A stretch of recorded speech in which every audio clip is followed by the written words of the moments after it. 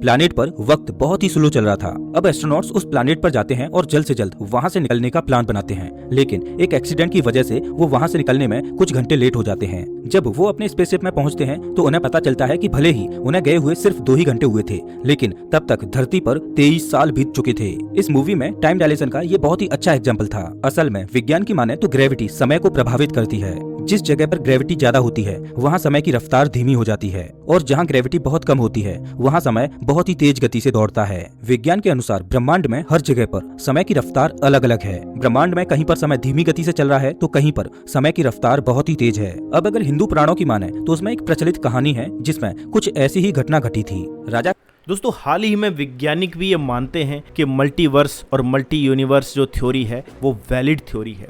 पहले साइंटिस्ट ऐसा नहीं मानते थे। मल्टीवर्स की थ्योरी को बहुत सारे वैज्ञानिकों ने खारिज भी कर दिया था, और पैरेलल यूनिवर्स जो है उसके सबूत उनके पास नहीं थे, उनके पास प्रॉपर साक्ष्य नहीं थे। लेकिन हाल ही में साइंटिस्ट ने स्पेस में ऐसे टेलीस्कोप लॉन्च किए हैं, और उन टेलीस्कोप्स की मदद से जो पिक्चर्स आती हैं उन पिक्चर्स को एनालाइज किया, और फिर उन्होंने इस थ्योरी को सही माना है कि पैरेलल यूनिवर्स होते हैं।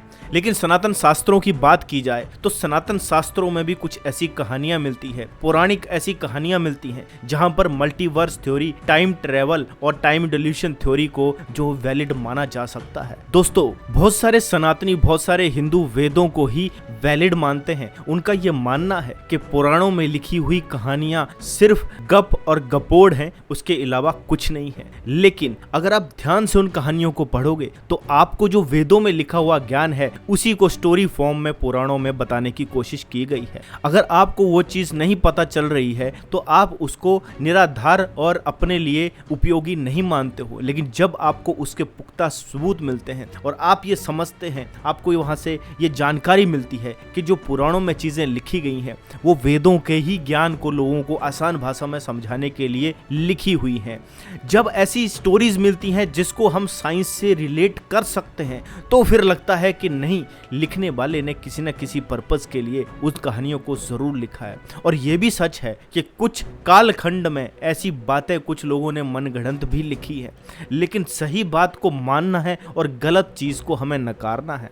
यही जो है वो सही इंसानियत की पहचान होती है। परिवर्तन ही संसार का नियम है। हर कालखंड में परिवर्तन होते रहे हैं। लेकिन वीडियो में दोस्तों बातें बहुत होंगी, अपने विचार में वीडियो के एंड में बताऊंगा, लेकिन पहले इस वीडियो को देख लेते हैं क्योंकि बहुत ही इंफॉर्मेटिव और नॉलेजेबल वीडियो है। वीडियो लगाता हूं दोस्तों मैं स्क्रीन पर, और अगर आपने चैनल को सब्सक्राइब नहीं करा है तो आप जरूर कर लीजिए। ये कहां से आया और ये कैसे काम करता है, ये ऐसे सवाल हैं जो वैज्ञानिकों को हमेशा से ही परेशान करते आ रहे हैं। समय समय पर वैज्ञानिक ब्रह्मांड के रहस्यों से पर्दा उठाते रहते हैं और ब्रह्मांड के बारे में नई नई थ्योरीज देते रहते हैं। आज वैज्ञानिक पैरेलल यूनिवर्स को मानते हैं, टाइम डायलेशन को मानते हैं, मल्टी डायमेंशंस को मानते हैं। वैज्ञानिक मानते हैं कि स्ट्रिंग थ्योरी के अनुसार ब्रह्मांड में 11 डायमेंशंस हैं। वैज्ञानिक ये भी मानते हैं कि ब्रह्मांड में हर जगह पर समय की रफ्तार अलग अलग है, और ये सब खोजें वैज्ञानिकों ने पिछले कुछ 100 सालों में ही की हैं। लेकिन क्या हो अगर मैं आपसे कहूँ कि जितना प्राचीन हमारा सनातन धर्म है उतना ही आधुनिक इसका विज्ञान है। प्राचीन हिंदू ग्रंथों में यूनिवर्स के बारे में वो चीजें पहले ही बताई जा चुकी हैं जिन्हें विज्ञान आज मान रहा है। हम प्राचीन ग्रंथों में बताई गई उन बातों को केवल मिथोलॉजी की कहानी मानते हैं,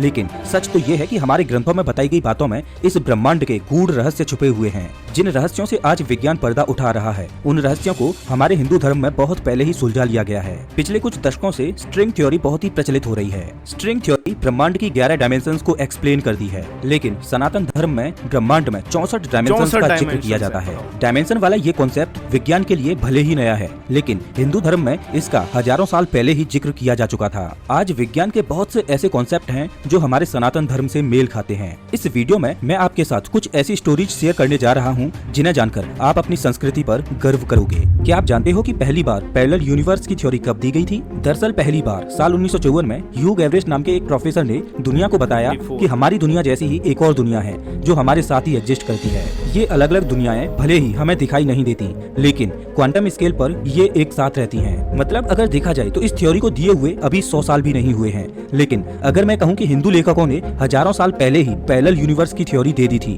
तो आपका क्या मानना होगा? अगर आप मेरा यकीन नहीं कर रहे तो एक बार इस कहानी को सुनिए। ये कहानी रामायण से है। भगवान श्री राम और रावण के युद्ध को खत्म हुए कई दशक बीत चुके थे। मर्यादा पुरुषोत्तम श्री राम ने कई सालों तक राज किया और चारों ओर राम राज्य की स्थापना की। हम सभी जानते हैं कि भगवान विष्णु ने राम यानी कि एक इंसान के रूप में धरती पर अवतार लिया था। अब बिल्कुल एक आम इंसान की तरह उन्हें अपने जीवन को समाप्त कर वैकुंठ की ओर निकलना था। लेकिन वो ये बात जानते थे कि उनके सबसे बड़े भक्त हनुमान उन्हें धरती से जाने नहीं देंगे। श्री राम जी को बचाने के लिए वो खुद यमराज तक से लड़ सकते थे। हनुमान जी के लिए अब यहाँ पर कुछ लोगों को डाउट होता है और लोग ये सोचते हैं कि अवतार जो है वो तो भगवान है, तो भगवान है तो उन्हें भी क्या जीवन, वो भी क्या मरते हैं? ऐसा क्वेश्चन आते हैं, अक्सर लोग करते हैं। तो उनका मैं एक ही जवाब देना चाहता हूँ कि जब ईश्वर अपने अंश रूप को इस धरती पर अवतार के रूप में भेजते हैं, वो आपके और हमारे बीच में भी हो सकते हैं, कोई भी हो सकता है, क्योंकि वो तो ईश्वर सर्वशक्तिमान है। और अगर वो सर्वशक्तिमान है तो वो अपना अवतार भी ले सकता है, वो अपने अंश को धरती पर अवतार के रूप में भी भेज सकता है।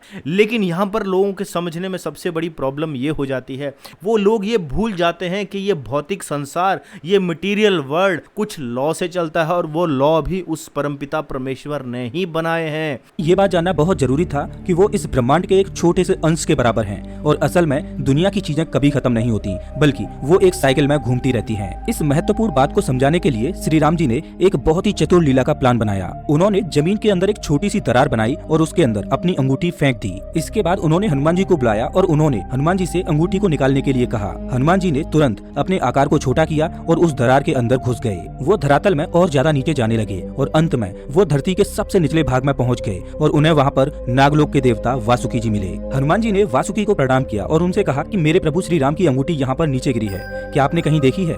ये सुनकर वासुकी का सबसे पहला सवाल था, आप कौन से वाले राम भगवान की बात कर रहे हो? हनुमान जी ये सुनकर बहुत ही अचंभित हो गए और इससे पहले कि वो कोई जवाब दे पाते, वासुकी जी ने दूर बड़े से पहाड़ की तरफ इशारा करके कहा कि आपको वहाँ पर आपके श्री राम जी की अंगूठी मिल जाएगी। ये सुनते ही हनुमान जी खुश होकर उस पहाड़ की ओर जाने लगे। लेकिन जब वो वहाँ पर पहुँचे तो उन्होंने देखा कि ये पहाड़ पूरी तरह से सोने की अंगूठियों से बना हुआ था, वही अंगूठियाँ जो श्री राम की थी। अब हनुमान जी और ज्यादा अचंभित हो गए। वो सोचने लगे कि श्री राम की तो केवल एक ही अंगूठी नीचे गिरी थी, फिर ये अंगूठियों का पहाड़ यहाँ कैसे आ गया? उन्होंने पास खड़े वासुकी जी से पूछा कि इन सभी अंगूठियों में से आखिर श्री राम की अंगूठी कौन सी है? तब वासुकी जी ने आखिरकार हनुमान जी को सच बताया। उन्होंने कहा कि हर ब्रह्मांड के हर त्रेता युग में प्रभु श्री राम एक दरार बनाकर अपनी अंगूठी यहाँ पाताल लोक में फेंक देते हैं, ताकि आपको ज्ञात हो सके कि आपके प्रभु श्री राम इस अनंत ब्रह्मांड में इकलौते श्री राम नहीं है, बल्कि बिल्कुल इसी काल की तरह दूसरी दुनिया में भी प्रभु श्री राम बिल्कुल ऐसी ही लीला रच रहे हैं। ये कहानी एक तरह से मनुष्यों द्वारा बताए गए पैरेलल यूनिवर्स को कंफर्म कर देती है। केवल भगवान राम ही नहीं थे जिन्होंने पैरेलल यूनिवर्स को दिखाने की एक लीला रची थी।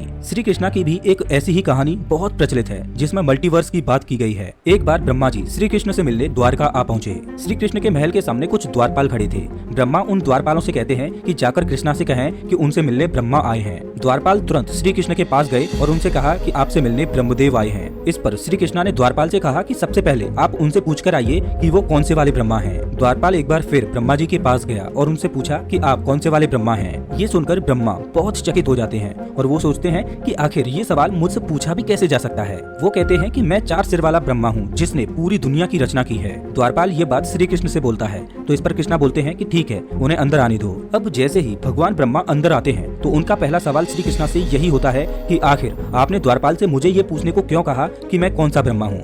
क्या मेरे अलावा भी कोई और ब्रह्मा है? कृष्णा ने ब्रह्मा के इन सवालों का जवाब देते हुए एक दिव्य दृष्टि दिखाई जिसमें उन्हीं की तरह कई सारे ब्रह्मा थे। श्री कृष्णा को देखकर उन सभी ब्रह्माओं ने अपने अपने सर आदर से झुका दिए। ये देखकर 4 सिर वाले ब्रह्मा परेशान हो गए। उन्हें समझाते हुए श्री कृष्णा ने कहा कि मैं अनगिनत ब्रह्मांडों की देखभाल करता हूँ और हर एक ब्रह्मांड के पास अपना एक ब्रह्मा है। अब ये कहानी भी बिल्कुल पैरेलल यूनिवर्स की थ्योरी को समझाती है, जहाँ एक साथ बहुत सारी दुनियाएं एग्जिस्ट करती हैं। अब पैरेलल यूनिवर्स की बहुत बात हो गई। हमारे हिंदू पुराणों में एक और साइंटिफिक कॉन्सेप्ट है जिसे कहानी के द्वारा समझाया गया है। ये कॉन्सेप्ट है टाइम डायलेशन का। टाइम डायलेशन एक बहुत ही इंटरेस्टिंग थ्योरी है जिसे हॉलीवुड की इंटरस्टेलर नाम की मूवी में बहुत अच्छे से दिखाया गया है। इस मूवी में कुछ एस्ट्रोनॉट्स धरती से स्पेसशिप में बैठकर अंतरिक्ष में जाते हैं ताकि वो एक ऐसा प्लैनेट ढूंढ पाएं जिस पर इंसान रह सकें। वो एक बड़े से ब्लैक होल के पास मौजूद प्लैनेट मिलर पर पहुंचते हैं। उन्हें जानकारी मिली हुई थी कि इस प्लैनेट पर इंसानों के रहने लायक परफेक्ट वातावरण हो सकता है, लेकिन परेशानी ये है कि इस प्लैनेट पर गुजारा गया 1 घंटा पृथ्वी पर गुजारे गए 7 साल के बराबर है। इसका कारण ये था कि मिलर प्लैनेट ब्लैक होल के बहुत ही करीब था। इस वजह से ब्लैक होल की ग्रेविटी सीधा उस प्लैनेट के समय को अफेक्ट कर रही थी, जिस वजह से प्लैनेट पर वक्त बहुत ही स्लो चल रहा था। अब एस्ट्रोनॉट्स उस प्लैनेट पर जाते हैं और जल्द से जल्द वहां से निकलने का प्लान बनाते हैं, लेकिन एक एक्सीडेंट की वजह से वो वहां से निकलने में कुछ घंटे लेट हो जाते हैं। जब वो अपने स्पेसशिप में पहुंचते हैं तो उन्हें पता चलता है कि भले ही उन्हें गए हुए सिर्फ 2 ही घंटे हुए थे, लेकिन तब तक धरती पर 23 साल बीत चुके थे। इस मूवी में टाइम डायलेशन का ये बहुत ही अच्छा एग्जाम्पल था। असल में विज्ञान की माने तो ग्रेविटी समय को प्रभावित करती है। जिस जगह पर ग्रेविटी ज्यादा होती है वहाँ समय की रफ्तार धीमी हो जाती है, और जहाँ ग्रेविटी बहुत कम होती है वहाँ समय बहुत ही तेज गति से दौड़ता है। विज्ञान के अनुसार ब्रह्मांड में हर जगह पर समय की रफ्तार अलग अलग है। ब्रह्मांड में कहीं पर समय धीमी गति से चल रहा है तो कहीं पर समय की रफ्तार बहुत ही तेज है। अब अगर हिंदू पुराणों की माने तो उसमें एक प्रचलित कहानी है जिसमें कुछ ऐसी ही घटना घटी थी। राजा ककुदमी एक समय में बहुत ही ताकतवर राजा माने जाते थे। उन्हें अपनी बेटी रेवती से बहुत ही ज्यादा लगाव था। जब रेवती की शादी की उम्र हो गई तब राजा ककुदमी बहुत ही परेशान हो गए। उन्हें डर था कि इस टाइमलाइन में रेवती के लिए शायद एक अच्छा पति उन्हें कभी नहीं मिल पाएगा। इसी परेशानी को सुलझाने के लिए वो रेवती को लेकर ब्रह्मा भगवान के पास ब्रह्मलोक में गए। राजा ने अपनी ये परेशानी ब्रह्मा जी को बताई। ब्रह्मा जी उनकी बात सुनकर जोर जोर से हंसने लगे। उन्होंने कहा कि आप जिस धरती से अभी आए हो वहाँ पर आपकी जान पहचान वाला अब कोई नहीं रहा, क्योंकि जितना समय आपने ब्रह्मलोक में गुजारा है उतने ही समय में धरती पर हजारों साल बीत चुके हैं। रेवती और राजा भगवान ब्रह्मा की इन बातों को नहीं समझ पा रहे थे। तब ब्रह्मा जी ने बताया कि हर लोक में समय की रफ्तार अलग अलग है। जब तक रेवती और राजा ब्रह्मलोक में थे तब तक धरती पर 27 चतुर्युग खत्म हो चुके थे। 27 चतुर्युग यानी कि करीब 113 मिलियन साल। अब जाहिर सी बात है कि इतने समय बाद ना ही रेवती का परिवार वहाँ रहा था और ना ही राजा का राज्य। भगवान ब्रह्मा उन्हें सुझाव देते हैं कि आप जल्द ही धरती पर जाओ और वहाँ श्री कृष्ण के भाई बलराम से रेवती की शादी करवा दो। अगर आप कुछ क्षण और ब्रह्मलोक में रुकते हो तो धरती का ये समय भी बहुत तेजी से गुजर जाएगा। ये कहानी सीधे तरीके से टाइम डायलेशन की थ्योरी को प्रूव करती है। वही टाइम डायलेशन जिसके बारे में पहली बार अल्बर्ट आइंस्टाइन ने दुनिया को बताया था। दोस्तों, ये कोई साइंस वर्सेस रिलीजन की बहस नहीं है। इस वीडियो को बनाने का मकसद मेरा सिर्फ यही है कि आप ये जान पाओ कि हमारा हिंदू धर्म कितना प्राचीन और साइंटिफिक है। अगर आपको ये वीडियो अच्छा लगा हो तो इसे लाइक जरूर करें। वैसे आप तो इन्होंने बिल्कुल ठीक कहा कि ये कोई साइंस वर्सेस हिंदुइज्म की बहस नहीं है। जैसा कि मैंने भी शुरू में बताया था, हमें बस उन चीज़ों को समझना है, हमें कोई कंपैरिजन नहीं करना है। यहाँ पर बुद्धिस्ट लोग आ जाते हैं, बोलते हैं हमारा त्रिपिटक सबसे बड़ा है, कोई और आ जाएगा बोलेगा हमारा सबसे बड़ा है। हमें ये बड़े और छोटे की बहस में जाना ही नहीं है भाई, ठीक है, हमें उसमें जाना ही नहीं है। हालांकि सबको पता है कि बुद्धिज्म कहाँ से बना है, सिद्धार्थ बुद्ध ने बनाया था। और सिद्धार्थ बुद्ध जो थे वो राम के वंशज भी कहे जाते हैं। सिद्धार्थ बुद्ध श्री राम के वंशज कहे जाते हैं। क्षत्रिय कुल में पैदा हुए थे। अपने घर में उनको विराग हो गया, शादीशुदा जीवन था, अपनी पत्नी अच्छी नहीं लगी, अपना महल अच्छा नहीं लगा। राजमहल में वो बहुत अच्छे से रहते थे, लेकिन उन्हें विराग्य हो गया और वो वन में जाकर गए तो उन्हें वहां पर बोध हुआ, उन्हें ज्ञान का बोध हुआ।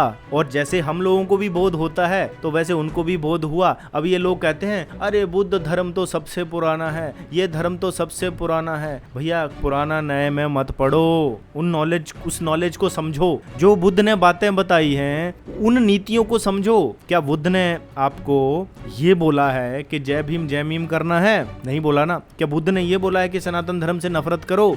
उन्होंने अपना एक दर्शन दे दिया। सनातन में बहुत सारे दर्शन है, आस्तिक दर्शन भी है और नास्तिक दर्शन भी है।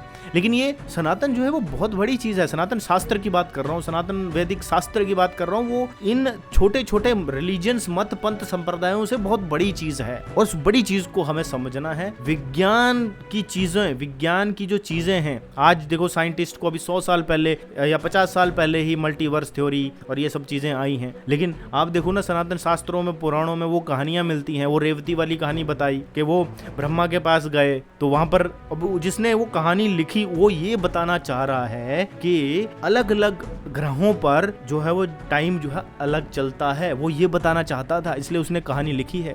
जिसने भी वो हनुमान की कहानी लिखी अंगूठी वाली, वो ये बताना चाहता है कि राम जो है वो हर युग में पैदा होंगे। वो ये बताना चाहता है कि जब भी कभी एंड हो रहा है तो फिर से वही शुरुआत, ये चक्कर है, ये साइकिल है। अपने वाटर साइकिल देखी है ना कि पानी वाष्प बन के ऊपर जाता है, बादल बन जाता है और बादलों में फिर उसे एक टेम्परेचर मिलता है, वो ठंडा होता है और बारिश के रूप में फिर नीचे गिरता है, फिर नीचे फिर वो बहता हुआ पानी जो है समंदर तक या किसी ताल तक पहुंचता है, फिर सूर्य की गर्मी से फिर गर्म होता है, फिर बादल बनते हैं। ये एक साइकिल है। वैसे ही जो ये ब्रह्मांड बनते हैं और बिखरते हैं और टूटते देखते हैं, इसकी भी एक साइकिल है, जीवन चक्र है। हम जब बोलते हैं सनातनी के पुनर्जन्म होता है, वो इसीलिए कहते हैं क्योंकि ये साइकिल है, वो बन रही है, बिगड़ रही है। जब बूढ़ा हो जाता है इंसान, मर जाता है, फिर एक बच्चा उधर से पैदा हो जा रहा है। ये शरीर वो शरीर नहीं है, वो ये शरीर अलग था, लेकिन उसके जो कण हैं, उसमें जो एटॉमिक तत्व है वो तो वही है, वो तो वही है ना।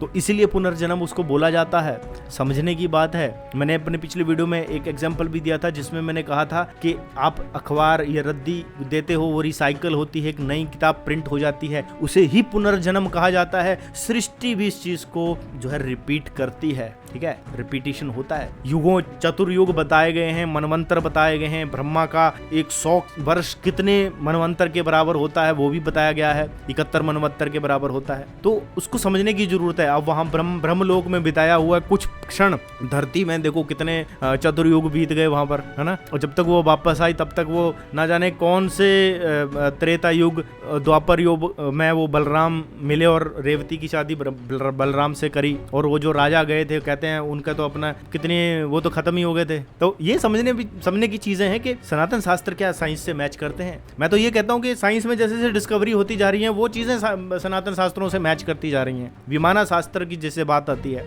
लेकिन लोग ना रामायण में ढूंढने लग जाएंगे, अच्छा भारद्वाज ऋषि ने क्या रामायण में वो बताया है कि विमान कैसे बनाते हैं। अरे वही रामायण जो लिखी है वो वाल्मीकि ने लिखी है, जो विमाना शास्त्र लिखा है वो ऋषि भारद्वाज ने लिखा है। दोनों अलग अलग हैं, दोनों अलग अलग रिसर्चर हैं।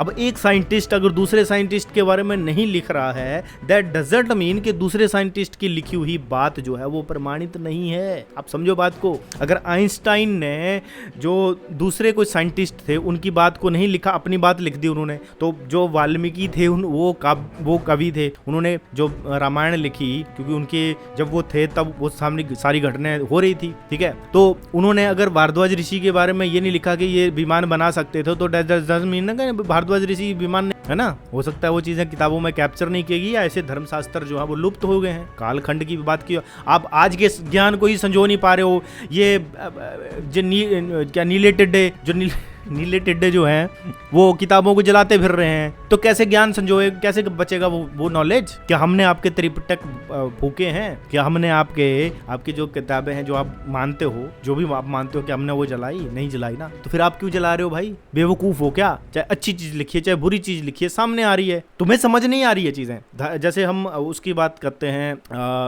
आपको चातुर्वर्ण की समझ नहीं आती बात, है ना, आप उसको नीच समझ लेते हो, लेकिन हमने समझ लिया कि शूद्र का मतलब होता है जो सेवा वर्ग में लोग हैं वो सारे शूद्र हैं। हमने समझ लिया, हमें समझ में आता, लेकिन तुम्हें समझ नहीं आ रहा क्योंकि तुम लोग प्रोपेगेंडा से चल रहे हो। तो ये ऐसी बहुत सारी चीजें हैं जिनको डीपली समझना जरूरी है, बिना किसी से द्वेष किए, बिना किसी से नफरत किए। अगर आप उन चीजों को समझोगे तो आपको ज्ञान भी मिलेगा, विज्ञान भी मिलेगा। इसी उम्मीद के साथ के लोगों को सही रास्ता मिले, आज का वीडियो समाप्त करता हूं दोस्तों। मिलूंगा नेक्स्ट वीडियो में, तब तक के लिए दोस्तों जय हिंद, वंदे मातरम।